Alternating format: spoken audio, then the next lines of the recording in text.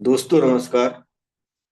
विवादास्पद प्रकृति के वक्तव्यों के साथ समाज विज्ञान को ये स्वरूप को जोड़ते हुए हम लोग पिछले दो जो नैरेटिव्स हैं उनसे चर्चा कर रहे हैं। सबसे पहले हमने मीरा के विषय में बात की थी, जिनको लेकर के कुछ मंत्रियों ने विवादास्पद वक्तव्य दिए थे।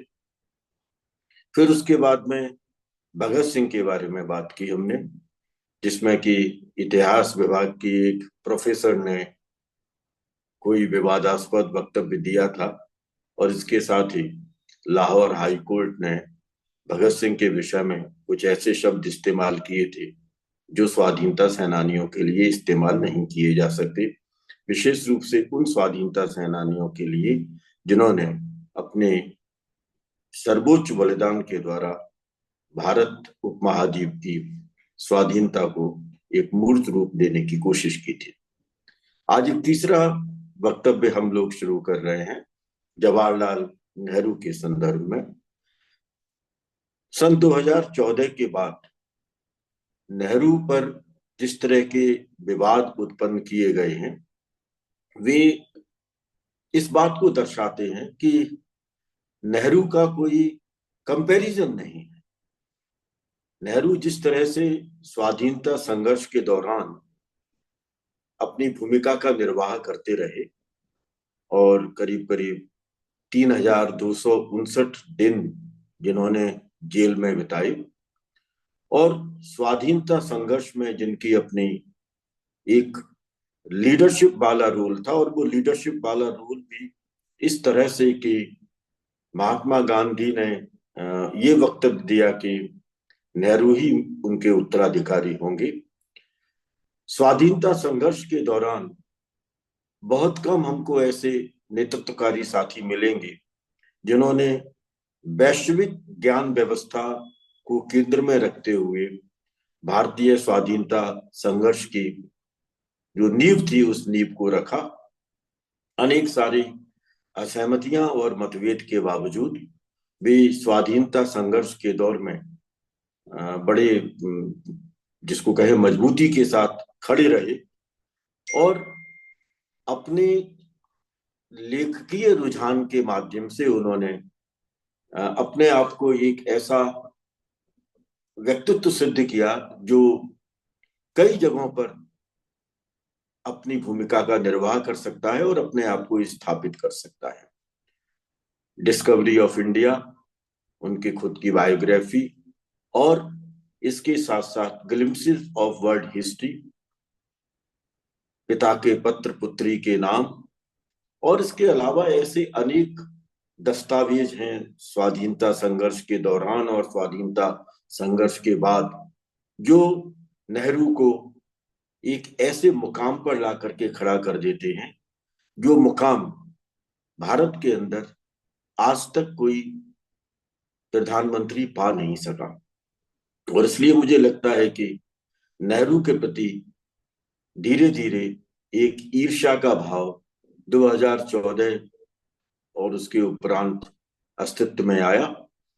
हालांकि इसके पहले भी जो दक्षिणपंथी ताकतें थी, वे दक्षिणपंथी ताकतें नेहरू की और गांधी की बड़ी तीखी आलोचना करती रहीं, पर 2014 के बाद नेहरू के हर पक्ष के ऊपर किसी न किसी रूप में ऐसे वक्तव्य दिए जाते रहे जो उनकी पर्सनैलिटी को, उनकी कार्यप्रणाली को, उनके अपने तौर तरीकों को, उनके अपने प्रेजेंटेशन के तरीकों को क्रिटिसिज्म के घेरे में लाते रहे। और एक तरीके से ये कहा जा सकता है कि नेहरू को बदनाम करने की कोशिश हुई। मुझे ऐसा लगता है कि नेहरू के विशद अध्ययन के बिना भारतीय समाज विज्ञान के अस्तित्व को हम स्वीकार नहीं कर सकते। अनफॉर्चुनेट ये है कि राजनीति शास्त्र के अंदर नेहरू को एक स्वाधीनता संघर्ष के सेनानी के रूप में और एक प्रधानमंत्री के रूप में पढ़ाया जाता है। इतिहास में जब स्वाधीनता संघर्ष की चर्चा की जाती है तब नेहरू की भूमिका की बात आती है, लेकिन समाज शास्त्र के अंदर नेहरू के विषय में हम कभी कोई चर्चा उनके एक चिंतक के रूप में नहीं करते। और ये हमारे लिए एक अनफॉर्चुनेट सिचुएशन है। एक संतोष की बात यह है कि राजस्थान विश्वविद्यालय के एमए के जो सिलेबस है, उन सिलेबस में जब हम भारतीय स्वाधीनता संघर्ष के सोशियोलॉजिकल डायमेंशंस की चर्चा करते हैं, तो स्वाभाविक है कि उसमें नेहरू की भूमिका की बात हमको करनी चाहिए। 1889 नेहरू का जन्म है और 1964 में नेहरू की मृत्यु है।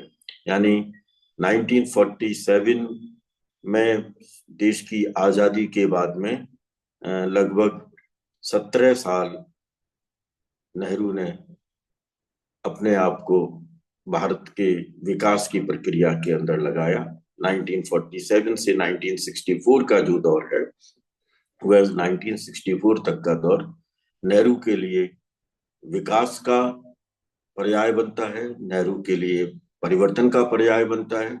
और नेहरू अनेक ऐसे दौर से गुजरते हैं जो दौर उनके अपने डिसीजन मेकिंग प्रोसेस के अंदर कहीं ना कहीं मील का पत्थर भी साबित होते हैं।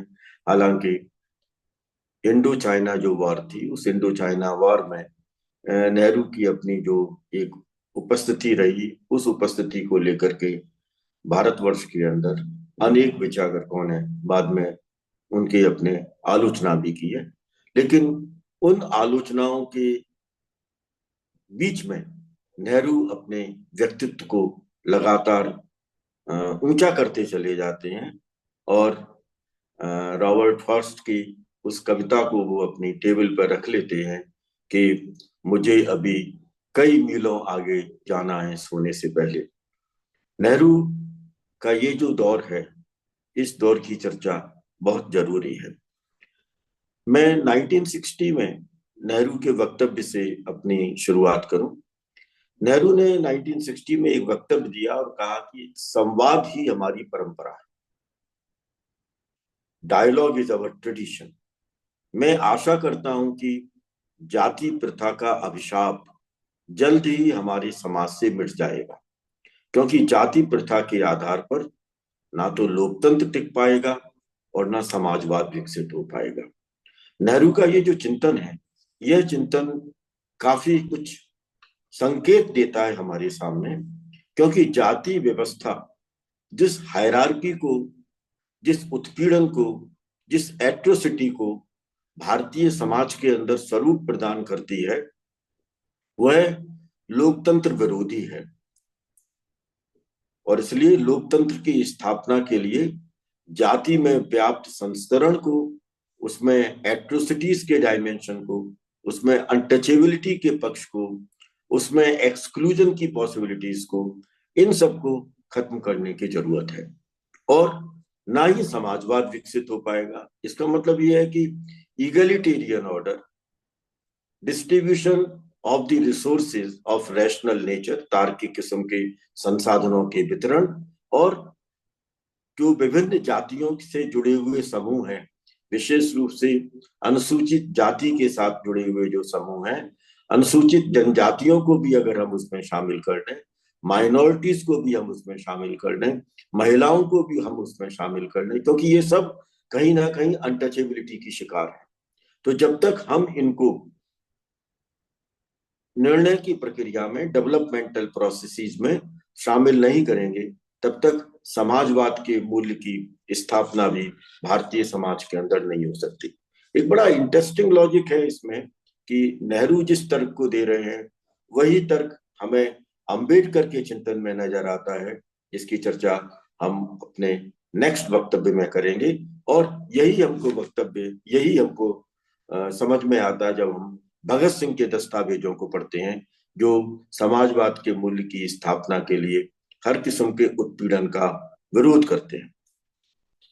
और इसलिए शायद मुझे लगता है कि जो नेहरू का पहले का चिंतन रहा, जिसमें आधुनिकता का मूल्य सबसे ज्यादा महत्वपूर्ण है, और इस आधुनिकता के मूल्य को नेहरू अपने व्यक्तित्व में शामिल कर पाते हैं। गांधी के साथ उनके अपनी सहमति और असहमति के दौर के रूप में, सरदार पटेल के साथ उनकी सहमति और असहमति के दौर के रूप में, और इसके साथ साथ Bernard Shaw, Webbs, Keynes, Russell इत्यादि का जो उनके ऊपर प्रभाव था जब वो विदेश में शिक्षा प्राप्त कर रहे थे, तो उन सब के आधार पर नेहरू अपने आप को आधुनिकता के मूल्य के साथ जोड़ते हैं और परंपराओं का उल्लेख करते हुए उनकी तारीफ भी करते हैं, लेकिन उन परंपराओं की, जो कि भारतीय समाज के प्राचीन इतिहास का, अतीत का हिस्सा है, उसकी वो आलोचना भी करते हैं। और आधुनिक मूल्यों के अंदर क्योंकि विकास का एक मॉडल है, उस विकास का मॉडल जिसमें इंडस्ट्रियलाइजेशन है, जिसमें कई तरह की मूल्य प्रणालियां हैं, संभवतः इन्हीं चीजों को विकास के संदर्भ में कुछ आवश्यक और अनिवार्य मानते हुए गांधी जवाहरलाल को अपना उत्तराधिकारी घोषित करते हैं। ये एक बात जो मुझे लग रही है 2014 के बाद में, और समाज वैज्ञानिकों को इस पर चिंतन करने की जरूरत है कि दक्षिण पंथ न केवल देश में बल्कि विश्व के अनेक देशों के अंदर एक बहुत मजबूत ताकत के रूप में उभरा है। सत्ता तो उसने प्राप्त कर ली, कई जगह पर सत्ता प्राप्त की है, केवल भारतवर्ष ही इसका उदाहरण नहीं है, अनेक जगहों पर इसका हमको प्रभाव देखने को मिलता है। और उस दक्षिण पंथ के साथ उन्होंने पॉपुलिज्म को और नियो लिबरल इकोनॉमी को अपने साथ संबद्ध करके अनेक प्रकार के ऐसे मॉडल्स डेवलप कर लिए हैं जो एक तरफ विकास दर्शाते हैं, लेकिन दूसरी तरफ एक बहुत बड़े भाग को, जो कि जनसंख्या का है, उसे विकास और निर्णय की प्रक्रिया से वंचित कर देते हैं। और इस तरह से एक साफ साफ पोलराइजेशन हमें संपत्ति के आधार पर और आय के आधार पर देखने को मिलता है। तो दक्षिणपंथ सत्ता तो हासिल कर सकता है, लेकिन विचारधाराओं के आधार पर अगर संघर्ष होगा कभी, और विचारधाराओं के आधार पर अगर कभी कोई विवाद उत्पन्न होता है, कभी कोई बहस उत्पन्न होती है, तो ये निश्चित रूप से मान लीजिए कि कभी भी दक्षिण पंथ उस विचारधारा के संघर्ष में अपने आप को जिता नहीं सकता, वह जीत नहीं पाएगा, क्योंकि उस चिंतन के अंदर एथॉरिटेरियनिज्म मौजूद है। दक्षिण पंथ का जो आधार है वह एथॉरिटेरियनिज्म, डेमोक्रेसी तो है ही नहीं। हालांकि वो चाहे किसी भी रूप में डेमोक्रेटिक वैल्यूज को मानने की चर्चा कर लें, लेकिन जो उनकी अपनी कार्य प्रणाली है, उस कार्य प्रणाली के अंदर कभी भी लोकतांत्रिक प्रणाली का समावेश हो नहीं सकता, और इसलिए वैचारिक संघर्ष में कभी भी दक्षिण पंथ जीत नहीं पाएगा। अब ये बात अलग है कि सत्ता और विचारधारा के मध्य किस प्रकार के संबंध होने चाहिए, ये हमको लगता है कि आलोचनात्मक समाज विज्ञान और राजनीतिक समाजशास्त्र, इन दोनों के अंदर इसकी अपनी विवेचना होनी चाहिए। नेहरू का समूचा व्यक्तित्व वैज्ञानिक दृष्टिकोण और धर्मनिरपेक्षता के साथ प्रतिबद्ध रहा है। मुझे लगता है कि नेहरू के अलावा और कोई ऐसे प्रधानमंत्री नहीं हुए जिन्होंने की धर्मनिरपेक्षता और वैज्ञानिक दृष्टिकोण के प्रति इतनी प्रतिबद्धता दिखाई हो। इंडियन साइंस कांग्रेस के अंदर नेहरू जी की लगातार उपस्थिति इस बात को दर्शाती है कि वो वैज्ञानिक दृष्टिकोण के प्रति किस प्रकार का अपना एक नजरिया रखते थे, वो प्रौद्योगिकीय विकास के प्रति किस प्रकार का नजरिया रखते थे, वो साइंस के अंदर होने वाले इन्वेंशन के प्रति कितनी अधिक रुचि रखते थे, क्योंकि उनको ये पता था कि आने वाले दौर में अगर हम विज्ञान के प्रति, टेक्नोलॉजी के प्रति अपनी प्रतिबद्धता नहीं दर्शाएंगे, अगर हम बाहुल्यता के प्रति, विविधता के प्रति अपनी जो कमिटमेंट है उसको प्रस्तुत नहीं कर पाएंगे, तो भारत का विकास संभव नहीं है, चाहे वो राजनीतिक हो, चाहे वो सामाजिक हो, चाहे वो आर्थिक हो, चाहे वो सांस्कृतिक हो। विकास के समग्र स्वरूप के लिए वैज्ञानिक दृष्टिकोण और धर्मनिरपेक्षता के प्रति प्रतिबद्धता अनिवार्य है। एक पक्ष तो ये था। दूसरा, अगर नेहरू के योगदान को हम स्वाधीनता संघर्ष के संदर्भ में देखें, तो वहां पर हमें बार बार ये नजर आता है कि लोकतंत्र एवं साम्राज्यवाद के मध्य का अंतर जरूर है। लोकतंत्र एवं फांसीवाद के मध्य का अंतर विरोध, ये सब उस समय उभर रहे थे भारतीय स्वाधीनता संघर्ष के दौरान विश्व पटल के ऊपर। और नेहरू का यह स्पष्ट मत था कि साम्राज्यवाद और फांसीवाद के विरुद्ध जो लोकतंत्र की उपस्थिति है, वह लोकतंत्र की उपस्थिति एक कभी समाप्त ना होने वाले संघर्ष के रूप में देखी जाएगी। यानी जहां अगर साम्राज्यवाद है, जहां अगर फांसीवाद है, तब निश्चित रूप से वहां पर लोकतंत्र का विरोध उत्पन्न होता है, लोकतांत्रिक प्रणालियों का विरोध उत्पन्न होता है। यह विरोध जनता नहीं करती है, यह विरोध नागरिक नहीं करते हैं, क्योंकि नागरिकों की प्रतिबद्धता लोकतंत्र के प्रति है। लेकिन फांसीवाद और साम्राज्यवाद के चिंतन का समर्थन करने वाली जो सत्ता है, वह सत्ता हमेशा किसी ना किसी रूप में लोकतंत्र के विरुद्ध अपने आप को प्रस्तुत करने की कोशिश करती है, और वहीं से उत्पीड़न, असमानता, एक्सक्लूजन, डिस्क्रिमिनेशन, ये सब उत्पन्न हो जाते हैं। और इनके लॉजिकल कंस्ट्रक्शंस दक्षिण पंथ के द्वारा उत्पन्न किया जाता है, जैसा आज के दौर में हो रहा है। विकास की प्रक्रिया क्योंकि इस तरह से विभाजन मूलक हो गई है, इसलिए उस विकास की प्रक्रिया में अगर किसी को दोष दिया जा रहा है तो वो प्रवसन की प्रक्रिया को, माइग्रेटरी टेंडेंसीज को दोष दे रहे हैं। और ये कहा जा रहा है कि चूंकि अप्रवासी एक जगह से दूसरी जगह पर जा रहे हैं और वो हमारे संसाधनों का उपयोग कर रहे हैं, उन संसाधनों के कारण विकास की प्रक्रिया अवरुद्ध हो रही है। और इसलिए दक्षिण पंथ अप्रवासियों के विरोध के चिंतन के रूप में हमारे सामने आज उभर करके आया है। एक बात और देखिएगा, मैं एक संकेत दूं।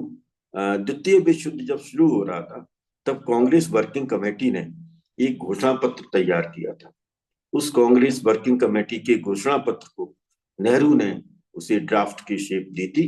उसमें नेहरू ने स्पष्ट रूप से ये लिखा कि विश्व के सभी देश जो शोषण का शिकार हैं, उन्हें फ्रीडम की आवश्यकता है। यानी स्वतंत्रता की एक अवधारणा को नेहरू अपने चिंतन के अंदर प्रस्तुत कर रहे हैं। मेरा अपना यह मत है कि स्वतंत्रता की अवधारणा को, फ्रीडम की कंसेप्ट को समझने के लिए और उसे वैश्विक स्तर पर उसके अपने स्वरूप को एग्जामिन करने के लिए नेहरू के चिंतन की आवश्यकता हमारे को लगभग आवश्यक और अनिवार्य लगती है। वह जरूरी है कि हम उस पक्ष को समझें, और इसको समझने के लिए हम एक बार फिर बात करें कि जब 1927 के अंदर ब्रुसेल्स में जो सम्मेलन हुआ था, उस ब्रुसेल्स के सम्मेलन में नेहरू जिस तरह से साम्राज्यवाद का विरोध करते हैं, वह साम्राज्यवाद का विरोध हमें ये स्थापित करने के लिए सक्षम है कि स्वाधीनता संघर्ष के दौर में, जबकि भारत इस तरह के उत्पीड़न और शोषण का शिकार था, नेहरू जैसा साहसिक नेतृत्व विश्व पटल के ऊपर इस तरह की चर्चा करते हुए साम्राज्यवाद का विरोध कर रहा है, फासिज्म का विरोध कर रहा है, नाजिज्म का विरोध कर रहा है, हर प्रकार के उत्पीड़न और शोषण के खिलाफ वह खड़ा होकर के प्रत्येक ऐसे देश में जहां उत्पीड़न हो रहा है, वहां स्वतंत्रता की अनिवार्यता को स्थापित करने की कोशिश कर रहा है। ये बहुत जरूरी है, और इसलिए हमको लगता है कि ब्रुसेल्स के अंदर नेहरू के उस वक्तव्य को, और उसके साथ साथ सेकंड वर्ल्ड वॉर के शुरू होने के बाद कांग्रेस वर्किंग कमेटी का जो नेहरू के द्वारा ड्राफ्ट किया गया घोषणा पत्र है, उन्हें हमें पढ़ने की जरूरत है, ताकि स्वाधीनता संघर्ष के दौरान कांग्रेस के अंदर किस प्रकार का एक विचार उत्पन्न हो रहा था, उन वैचारिक असहमतियों को हम समझने की कोशिश कर सकते हैं।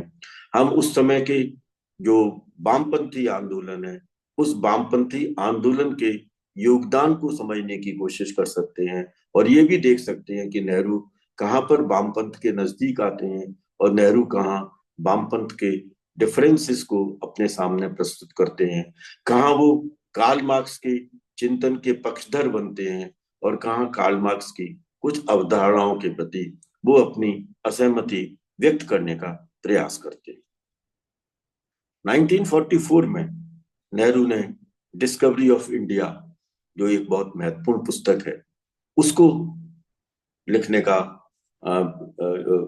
जो प्रस्तुतिकरण है, वह प्रस्तुतिकरण हमारे सामने आता है। डिस्कवरी ऑफ इंडिया 1944 में हमारे सामने आती है, और उसमें नेहरू भारत के अंदर औद्योगिक पिछड़ेपन की जो स्थिति है उसके प्रति अपनी चिंता दर्शाते हैं। वो कहते हैं कि यहाँ पर टेक्नोलॉजी की ग्रोथ होनी चाहिए, यहाँ टेक्निकल ग्रोथ होनी चाहिए, क्योंकि प्रौद्योगिकी और विज्ञान ये दोनों किसी भी विकास का आधार है।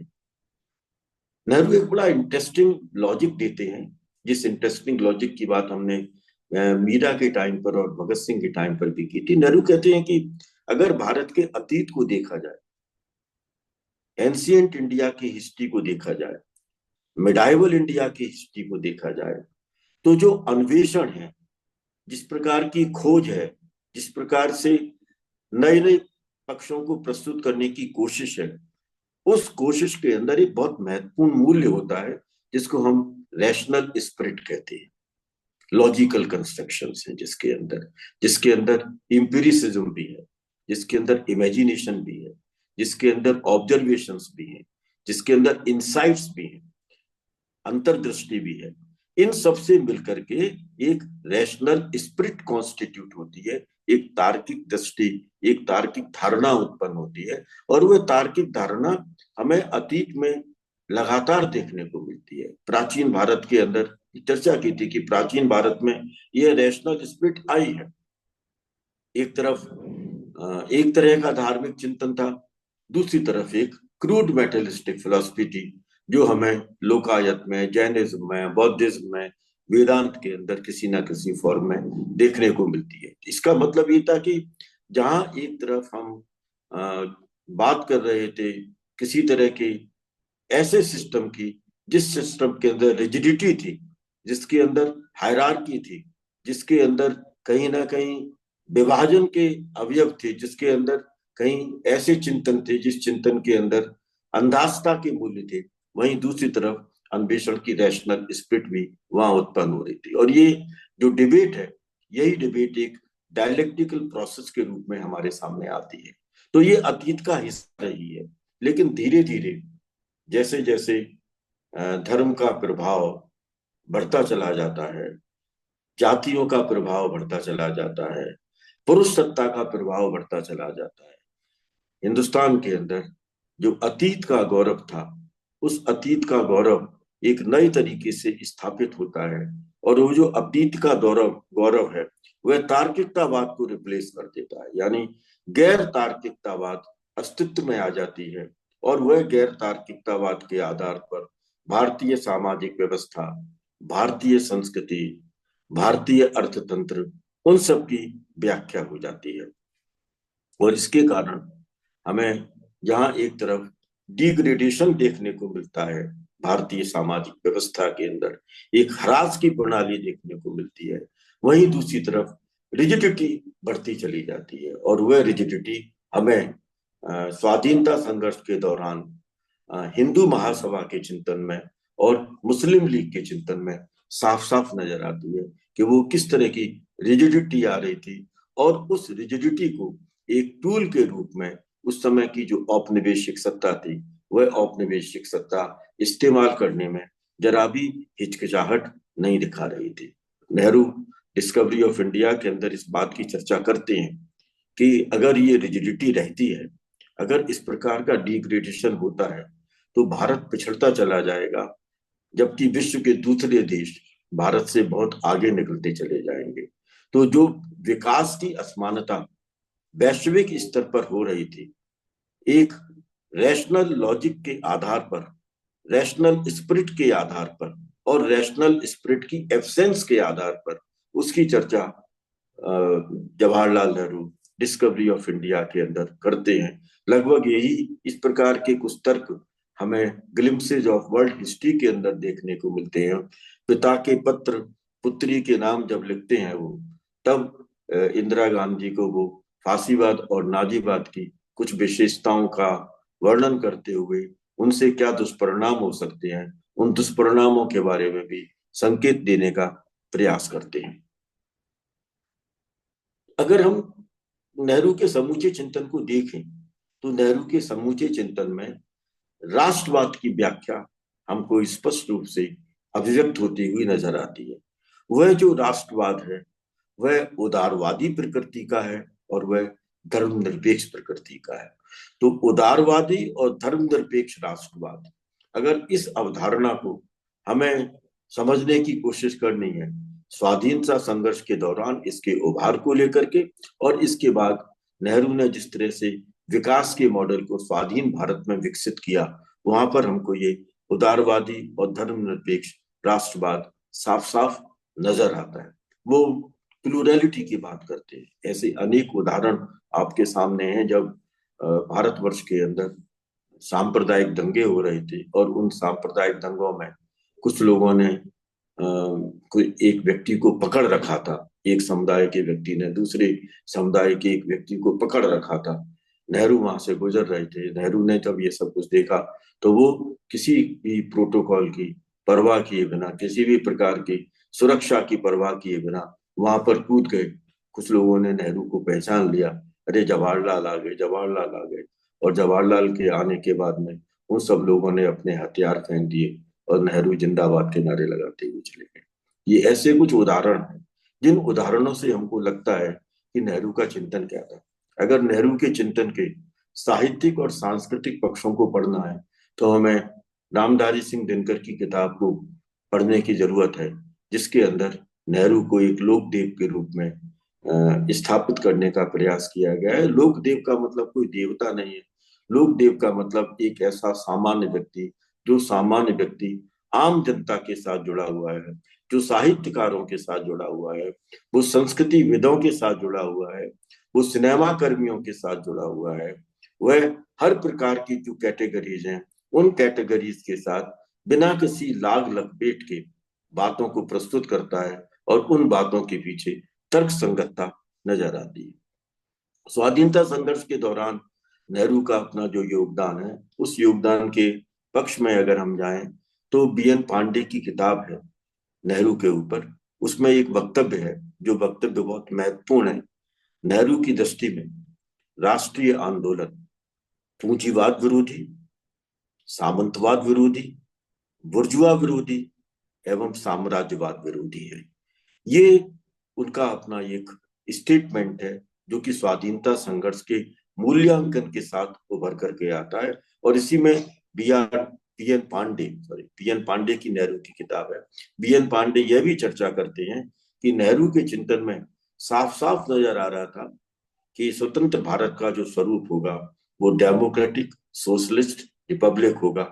लेकिन द्वितीय विश्व युद्ध के उपरांत जिस तरह से कोल्ड वॉर का फेज शुरू होता है, उस कोल्ड वॉर के फेज में नेहरू अनेक प्रकार के व्यावहारिक पक्षों को इस्तेमाल करते हुए भारत के विकास के नए स्वरूप को विकसित करते हैं। प्रौद्योगिकीय क्रांति भी होती है उस दौर में। उस दौर में विज्ञान के विस्तार के लिए आईआईटीज भी आती हैं, आईआईएम्स भी आते हैं। उसके अंदर मेडिकल एजुकेशन को लेकर के एम्स जैसे उत्कृष्ट संस्थान भी आते हैं। एटॉमिक एनर्जी के विकास किस तरह से हो वो भी आते हैं।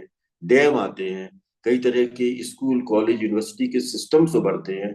उससे लगता है कि नेहरू का जो अपना एक विकास का मॉडल था, वह विकास का मॉडल एक समावेशी विकास का मॉडल था। और इसलिए मुझे लगता है कि जो 1936 में नेहरू ने अपना एक वक्तव्य दिया था कि socialism for me is not a मियर economic doctrine, I hold it with my head and heart. ये केवल मेरे लिए एक आर्थिक दृष्टिकोण नहीं है। समाजवाद केवल मेरे लिए एक आर्थिक दृष्टिकोण नहीं है, ये मेरे दिलो दिमाग के अंदर भी बैठा हुआ है। ये बात जरूर है कि उनके अपने समाजवाद के कुछ मूल्य रहे होंगे, कुछ उनकी अपनी कार्य प्रणालियां रही होंगी जिसके आधार पर नेहरू समाजवाद की व्याख्या करते रहे। लेकिन नेहरू का जो समूचा दौर है वह भारतीय स्वाधीनता संघर्ष को समझने का और स्वाधीनता संघर्ष के बाद देश के विकास का मॉडल क्या होना चाहिए, राष्ट्र बात क्या होता है, राज्य समाज के बीच में संबंध क्या होते हैं और आर्थिक विकास के समावेशी स्वरूप क्या हो सकते हैं, औद्योगिक विकास के समावेशी स्वरूप क्या हो सकते हैं, इन सब पर नेहरू का चिंतन है। और इसलिए नेहरू के विचार को इग्नोर नहीं किया जा सकता। आप चाहे कितनी ही आलोचना, कितनी ही निंदा कर लीजिए, ये आलोचना और निंदा ये दर्शाती है कि आप नेहरू के वक्तव्य से, नेहरू के व्यक्तित्व से कहीं ना कहीं इतने डरे हुए हैं कि आपको नेहरू की आलोचना करने में शायद लगता है कि हम उस डर के दौर से बाहर निकल करके आ जाएंगे। बहुत बहुत धन्यवाद।